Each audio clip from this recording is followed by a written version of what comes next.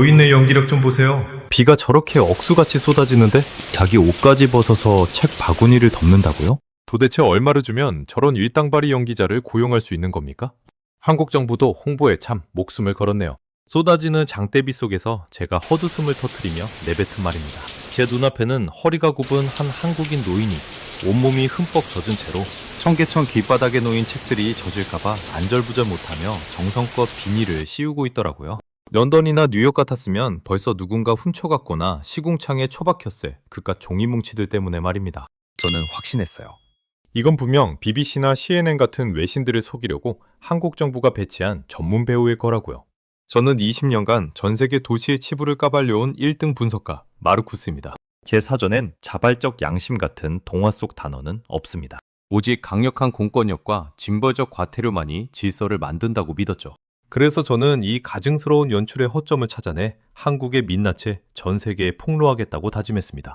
하지만 그날 밤 제가 목격한 진짜 현실은 제 오만한 머리통을 망치로 내리치는 듯한 충격 그 자체였습니다. 지금 그 경악스러운 현장이 공개됩니다. 여러분 구독과 좋아요 해주시면 큰 힘이 됩니다. 댓글로 한국 최고라고 꼭 남겨주세요. 저는 마르쿠스입니다. 독일에서 온 도시 거버넌스 분석 전문가죠. 말이 좋아 전문가지. 사실 제 직업은 전 세계 대도시를 돌아다니며 이 도시는 이게 문제다, 저 도시는 저게 엉망이다 하고 꼬투리를 잡아서 먹고 사는 아주 깐깐하고 차가운 사람입니다. 지난 20년 동안 뉴욕의 지독한 범죄 현장부터 런던의 무질서한 거리까지 제 집 드나들듯 다녔어요. 거기서 제가 뼈저리게 배운 게 뭔지 아십니까? 사람은요, 감시 카메라가 없으면 남의 물건 슬쩍 하는 게 본성이고 경찰이 안 보이면 길바닥에 쓰레기 버리는 게 당연한 존재라는 겁니다. 적어도 제가 20년간 데이터로 확인한 세상은 그랬어요. 그런데 얼마 전부터 전 세계 뉴스에서 한국 얘기만 나오면 난리가 나는 거예요. 특히 호텔방에서 TV를 보며 동료에게 소리를 질렀던 그날이 생각나네요. 이거 보세요. BBC 뉴스가 미친 게 분명합니다. 아니면 한국 정부한테 거액의 뇌물이라도 받은 걸까요? 어떻게 CNN 같은 공신력 있는 언론들까지 약속이라도 한 듯 한국의 기적이라며 입을 모아 찬양할 수 있느냐 말입니다.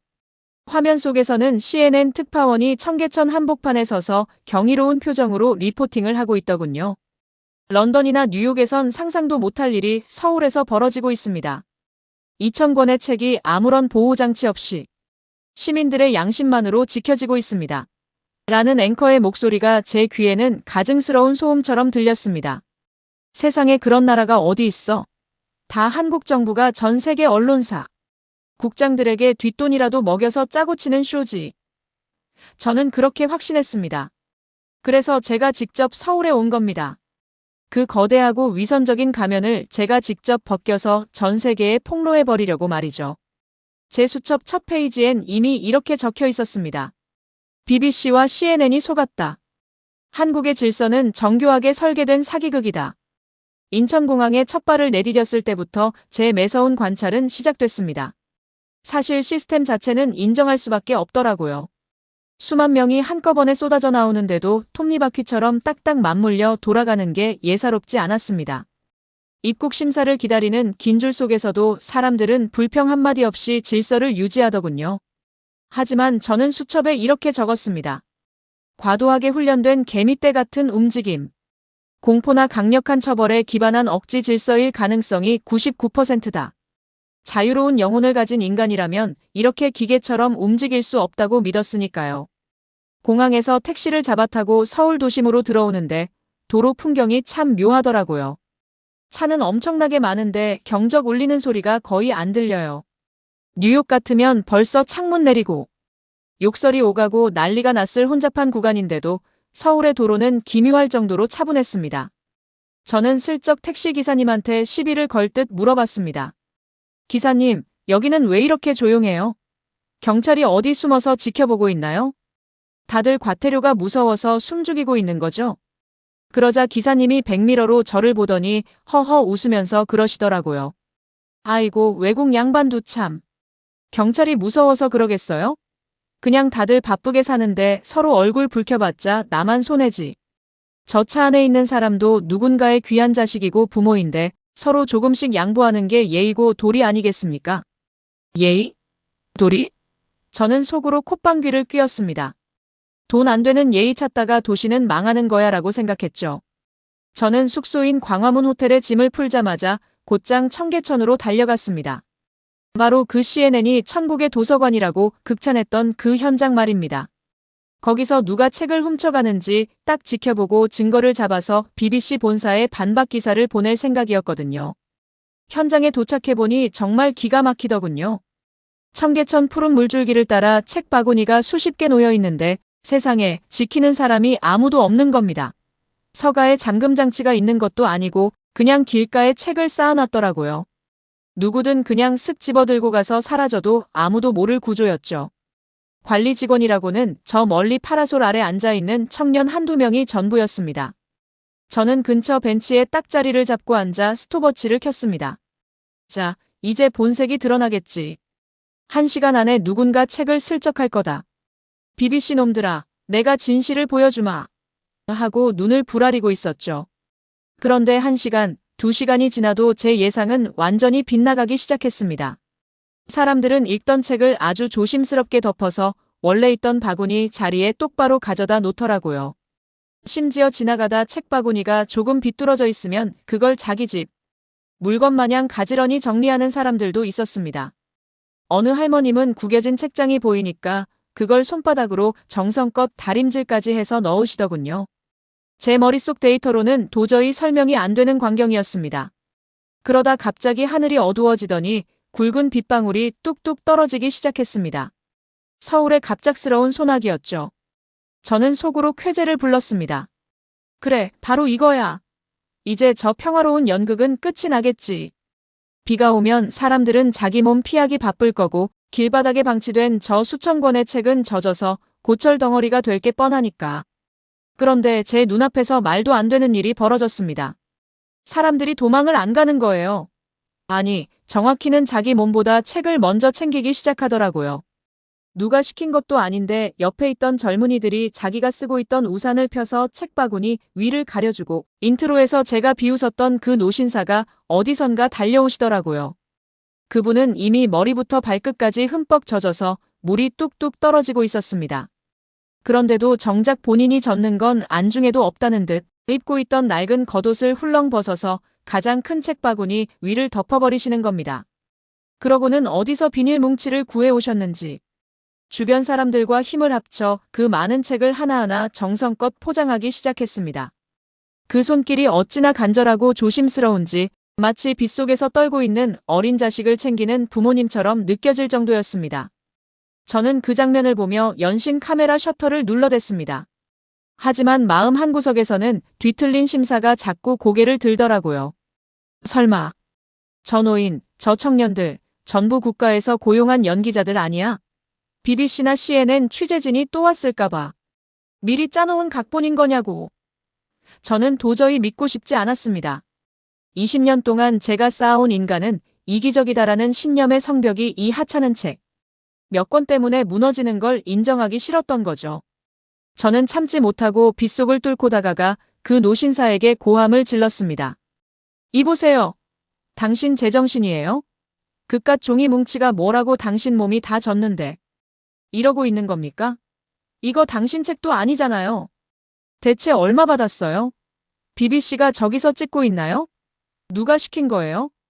제 거친 영어와 손짓 발짓에 노신사분은 당황하실 법도 한데 오히려 인자하게 웃으면서 제 어깨를 툭툭 치시더라고요. 비에 젖은 안경 너머로 그분의 눈동자가 참 맑고 따뜻했습니다. 그러더니 제 손을 꼭 잡고는 아주 낮은 목소리로 말씀하셨습니다. 아이고, 외국 양반이 걱정이 참 많네. 내 책이 아니니까 더 아껴야지. 이거 우리 손주들이 읽을 소중한 보물들인데 젖으면 쓰겠어? 안 그래요?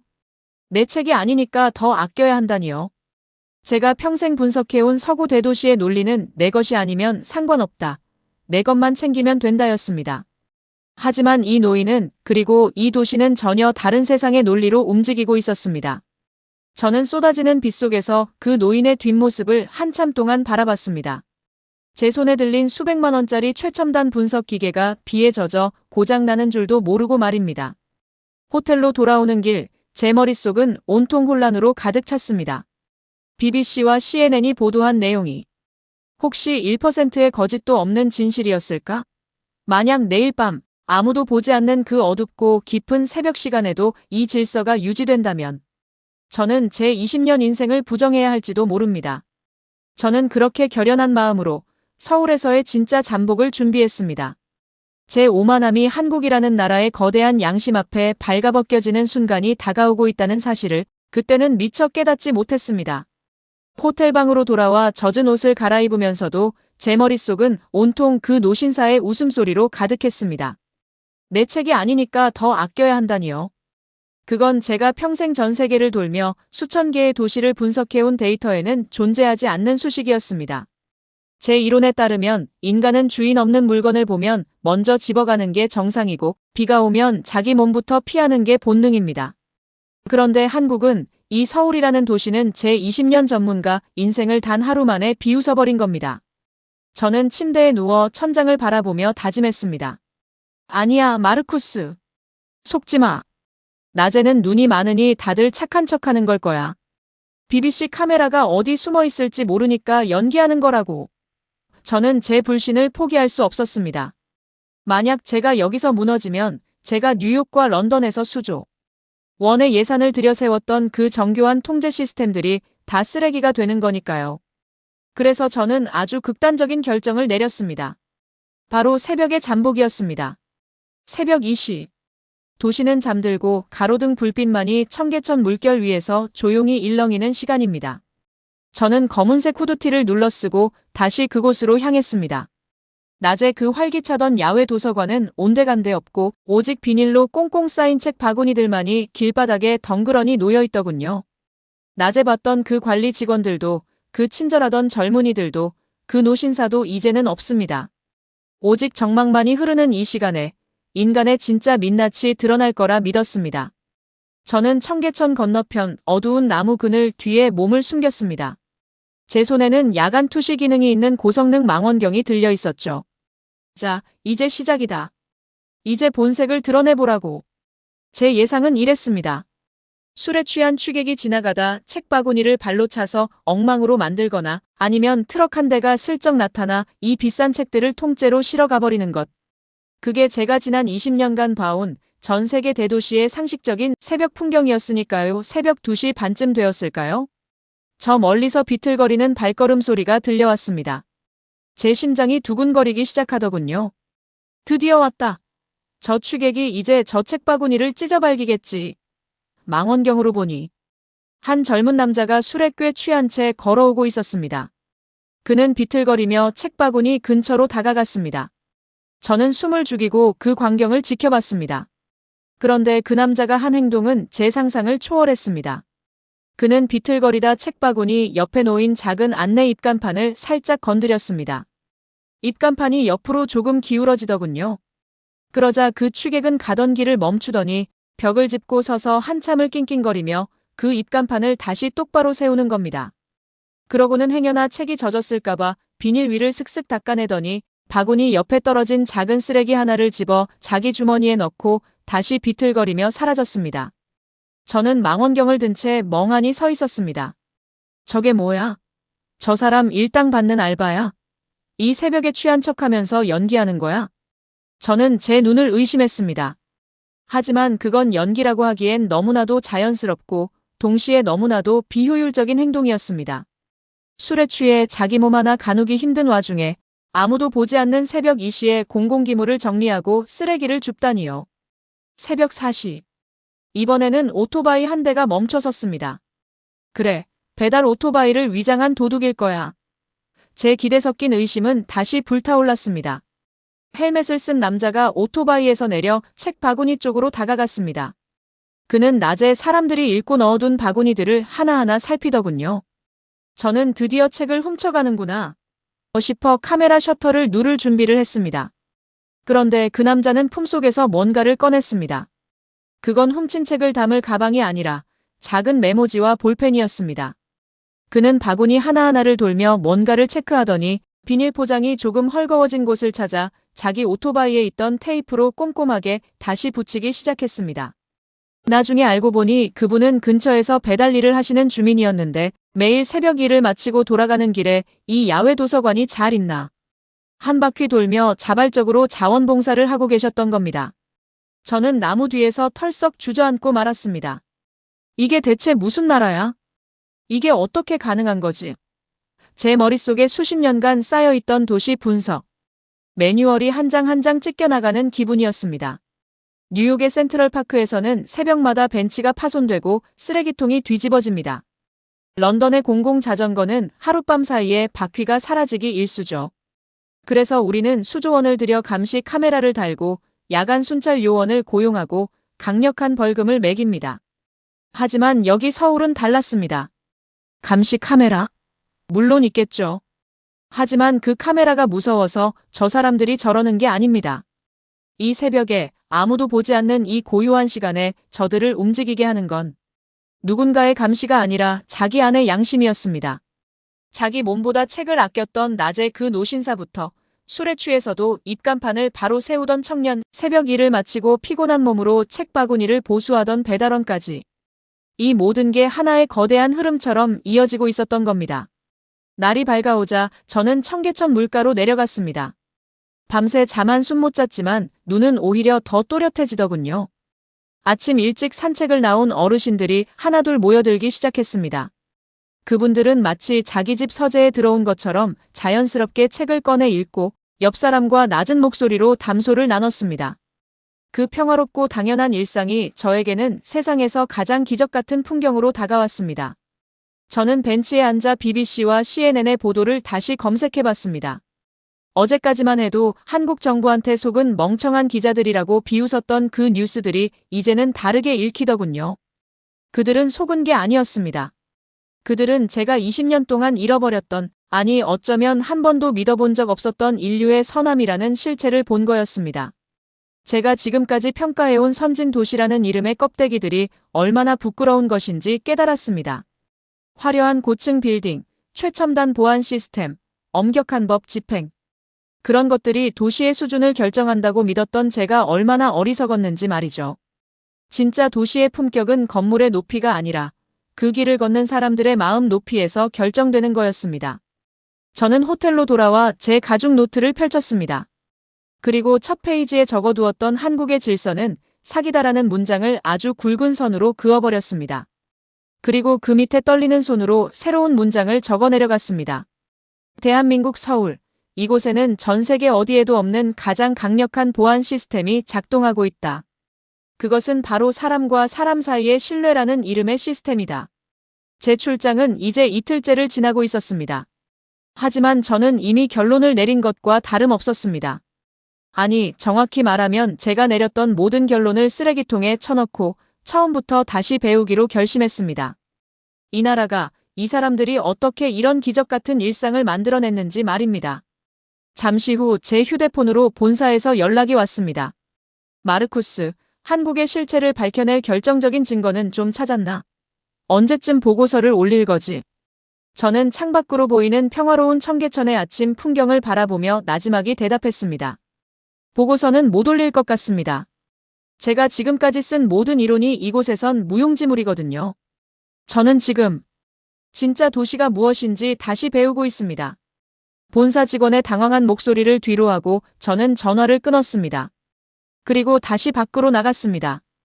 이제는 분석가의 눈이 아니라 이 위대한 공동체의 일원이 되고 싶은 한 인간의 눈으로 서울을 다시 보고 싶었거든요. 제 발걸음은 어제보다 훨씬 가벼웠고 제 가슴은 난생 처음 느껴보는 뜨거운 전율로 요동치고 있었습니다. 대한민국의 새벽은 차가운 공기 속에서도 이토록 따뜻하게 빛나고 있었습니다. 제가 그동안 알고 있다고 믿었던 세상은 참 좁고 보잘것없는 것이었습니다. 20년 전문가라는 타이틀을 내려놓는 순간 비로소 진짜 대한민국이 제 가슴 속으로 들어오기 시작했습니다. 새벽잠을 설친 탓에 눈이 충혈됐지만 제 정신은 그 어느 때보다 맑았습니다. 호텔 식당에서 커피 한 잔을 마시며 창밖을 보는데 어제와는 공기부터가 다르게 느껴지더군요. 신뢰라는 보이지 않는 접착제가 이 거대한 서울이라는 도시를 끈끈하게 붙여주고 있다는 사실을 깨닫고 나니 거리를 지나는 평범한 사람들조차 마치 성자처럼 보였습니다. 하지만 제 마음 한구석에는 여전히 고약한 분석가의 습성이 남아 있었나 봅니다. 그래, 새벽에 그 사람들은 특별한 소수일 수도 있어. 정말 극한 상황에서도 이 질서가 유지될까? 라는 의문이 고개를 들었죠. 하늘이 제 마음을 읽었는지 오후가 되자 어제보다 훨씬 강력한 폭우가 쏟아지기 시작했습니다. 그야말로 하늘에 구멍이라도 뚫린 듯한 기세였죠. 저는 다시 청계천으로 향했습니다. 이번에는 분석을 위해서가 아니라 어제 제 조롱을 묵묵히 견뎌냈던 그 노신사가 걱정됐기 때문입니다. 설마 오늘 같은 날씨에도 그 어르신이 나오셨을까? 아니, 나오셨다면 정말 그분은 누구일까? 청계천 입구에 도착했을 때 저는 또 한 번 제 가슴이 덜컥 내려앉는 기분을 느꼈습니다. 빗줄기가 너무 굵어서 앞이 잘 보이지 않을 정도였는데 저 멀리 익숙한 실루엣이 보였습니다. 어제 봤던 그 낡은 점퍼를 걸친 노신사였습니다. 그분은 어제보다 더 흠뻑 젖은 채로 책바구니 위를 덮은 비닐이 바람에 날아가지 않도록 돌멩이를 얹고 끈으로 동여매고 계셨습니다. 저는 우산을 내팽개치고 그분에게 달려갔습니다. 어르신, 미쳤어요? 이 비를 다 맞고 여기서 뭐 하시는 겁니까? 당장 집에 가세요. 감기 걸려요. 제 영어 섞인 고함에 어르신은 빗물을 닦아내며 저를 보더니 어제처럼 인자하게 웃으셨습니다. 아이고, 어제 그 외국 양반이네. 걱정 마요. 나 아직 팔팔해. 그런데 이것 좀 같이 잡아줄래요? 바람이 세서 자꾸 비닐이 들썩거리네. 저는 홀린 듯이 어르신의 옆에 붙어 비닐 끝을 잡았습니다. 구두는 이미 진흙탕에 빠졌고 제 값비싼 양복은 엉망이 됐지만 이상하게도 기분이 나쁘지 않았습니다. 오히려 그분의 거친 손마디를 보며 묘한 경외감이 들었죠. 작업을 대충 마친 뒤 저는 어르신을 근처 처마 밑으로 모시고 가서 따뜻한 캔커피 하나를 건넸습니다. 그리고 통역 앱을 켜서 조심스럽게 여쭤봤습니다. 어르신, 당신은 대체 누구십니까? 왜 아무도 시키지 않은 일을 자기 몸까지 상해가며 하시는 건가요? 국가에서 돈이라도 받는 겁니까? 어르신은 캔커피의 온기를 손바닥으로 느끼며 한참 동안 청계천의 빗줄기를 바라보셨습니다. 그리고는 아주 천천히 낮은 목소리로 말씀을 시작하셨습니다. 돈이라니요. 저는 그냥 은퇴한 지 한참 된 늙은 선생입니다. 평생 아이들 가르치며 살았지요. 어르신은 성북동 골목에서 평생 국어 선생으로 사셨던 분이었습니다. 은퇴 후 소일거리로 운동 삼아 매일 청계천을 걷는데 어느 날부터 이곳에 책들이 놓이는 걸 보셨다고 합니다. 처음엔 나도 걱정했지요. 요즘 애들이 책을 안 읽는데 이거 누가 가져가기나 하려나 싶어서요. 그런데 아니더라고요. 젊은 애들이 커피 한 잔 들고 와서 조용히 책을 읽는 모습이 어찌나 예쁘던지. 그 모습을 보니까 이 책들이 그냥 종이가 아니라 우리나라의 미래처럼 보였어요. 내가 선생질할 때 아이들 머리 쓰다듬어 주던 마음으로 이 책들을 좀 돌봐주고 싶었을 뿐입니다. 누군가에게 지혜를 줄 소중한 물건들인데 비에 젖어 쓰레기가 되면 너무 아깝잖아요. 어르신의 말씀을 들으며 저는 뒤통수를 강하게 얻어맞은 기분이었습니다. 제가 연출이니 조작이니 하며 비웃었던 그 행동들이 사실은 한평생 다음 세대를 걱정해온 노스승의 숭고한 책임감이었다니요. 어르신은 덧붙여 말씀하셨습니다. 외국 양반, 우리 한국 사람들은 말이요. 가난하던 시절에도 책만큼은 귀하게 여겼어요. 남의 집 굴뚝 연기 보고 그 집 형편은 알아도 그 집 자식 책 읽는 소리 보고 그 집 미래를 안다고 했거든요. 이 책들은 우리 공동체의 약속입니다. 내가 조금 졌더라도 이 약속이 지켜지는 걸 보는 게 내 노년의 가장 큰 즐거움이에요. 저는 그 자리에 얼어붙은 채 아무 말도 할 수 없었습니다. 제가 20년 동안 연구해온 도시공학에는 사랑이나 희생 같은 변수는 없었습니다. 오직 효율과 통제, 비용 대비 편익만이 전부였죠. 하지만 이 노인은 그리고 이 도시는 정의라는 계산 불가능한 가치로 움직이고 있었습니다. 내 자식이 아닌 남의 자식을 위해, 내 책이 아닌 우리 모두의 책을 위해 기꺼이 자신을 던지는 이 마음. 이것이 바로 BBC와 CNN이 그토록 경악하며 보도했던 한국의 기적의 본체였습니다.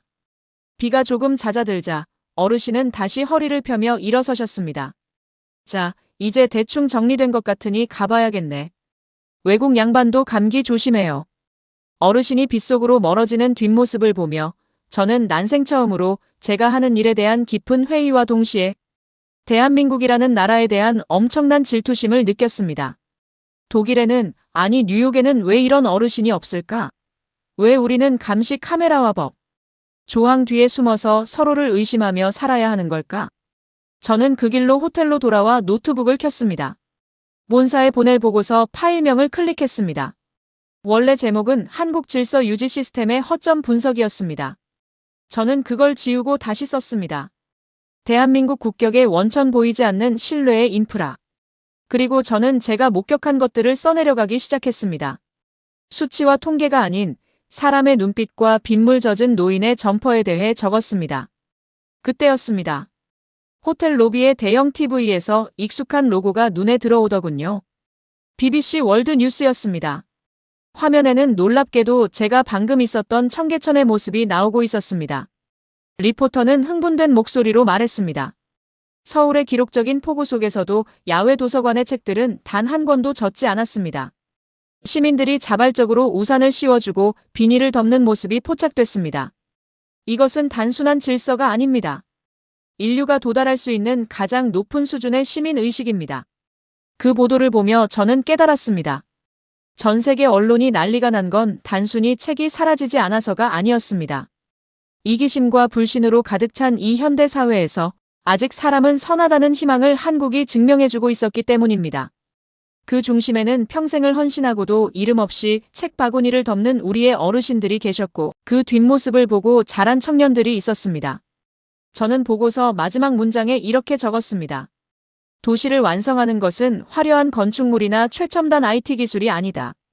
그것은 비를 맞으면서도 타인의 지혜를 지켜주려는 한 노인의 마음이며 그 마음을 당연하게 여기는 시민들의 태도다.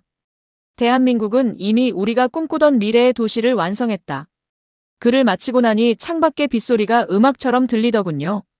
제 인생 20년을 지탱해온 차가운 논리는 산산조각이 났지만 제 가슴은 난생 처음 느껴보는 뜨거운 자부심으로 가득 찼습니다.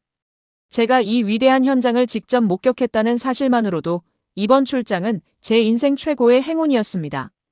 대한민국의 국격은 누가 만들어주는 것이 아니었습니다.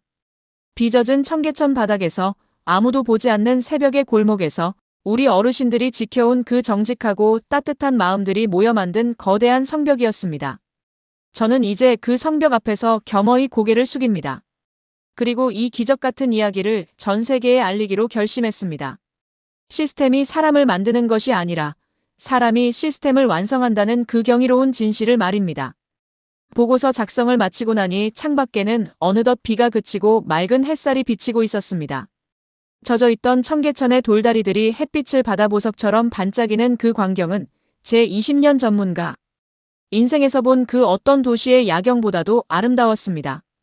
저는 호텔방에 가만히 앉아 제 손을 내려다봤습니다. 어제 어르신과 함께 젖은 비닐을 붙잡느라 긁히고 진흙이 묻은 손이었지만 저는 그 손이 자랑스러웠습니다. 이 손으로 저는 세상에서 가장 정직한 온기를 만졌으니까요. 출국을 하루 앞둔 날 저는 마지막으로 성북동의 한 평범한 주택가를 찾았습니다. 어제 그 노신사분이 사신다는 동네였죠. 관광지도 아니고 화려한 빌딩 숲도 아닌 그저 한국의 어르신들이 수십 년간 뿌리를 내리고 살아온 삶의 터전이었습니다. 저는 그곳에서 이 기적 같은 시민의식이 어디서 시작되었는지 그 뿌리를 확인하고 싶었습니다. 좁은 골목길을 걷는데 집집마다 대문 앞에 놓인 작은 화분들이 눈에 들어오더군요. 누군가 시킨 것도 아닌데 골목 바닥은 깨끗하게 쓸려 있었고 담장 너머로는 이웃끼리 음식 접시를 나누며 웃음꽃을 피우는 소리가 들려왔습니다. 제가 뉴욕이나 파리의 골목에서 느꼈던 그 특유의 긴장감과 불신은 그 어디에도 없었습니다.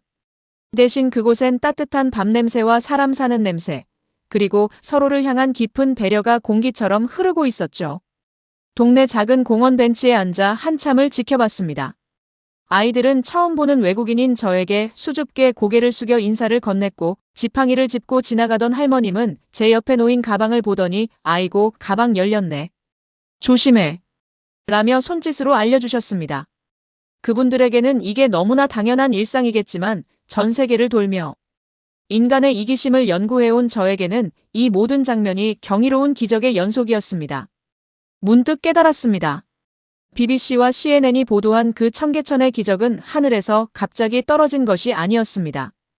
그것은 바로 이 좁은 골목에서 가난하고 배고팠던 시절에도 콩 한 쪽도 나눠 먹어야 한다며 자식들을 가르쳤던 우리 어머니, 아버지들의 피땀 어린 교육의 결과였습니다.